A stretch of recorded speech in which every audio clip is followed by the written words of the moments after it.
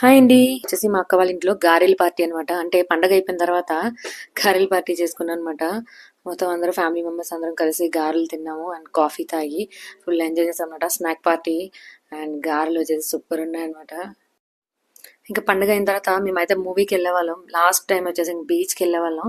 కానీ ఈసారి ఏంటంటే బీచ్కి కానీ మూవీకి కానీ వెళ్ళలేదు. ఏంటంటే బీచ్ ఇంకా వెళ్ళాలని అనిపించలేదు అనమాట. ఇంట్లో అందరూ ఫ్యామిలీ మెంబర్స్ తో సరదాగా టైం స్పెండ్ చేసి జల్దీ ఫైన్ ఇండోర్ గేమ్స్ అలాంటివి ఆడుకుంటే బాగుంటది కదా.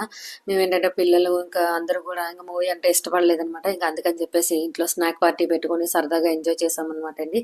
ఇంకా అందరూ కూడా మామూలుగా అయితే పండగ ముందు పిండి వంటలు చేసుకుంటారు కదా. మాకేంటంటే పండగ టైంలో ఇంకా అవ్వక పండగ తర్వాత ఇంకా జంతికలు ఇవన్నీ వండుకుందామని అనుకున్నమాట. సో నైట్ అంతా కూర్చుని సరదాగా జంతికలు చల్లగుత్తులు ఇవన్నీ వేసుకున్నాను అనమాట అండి.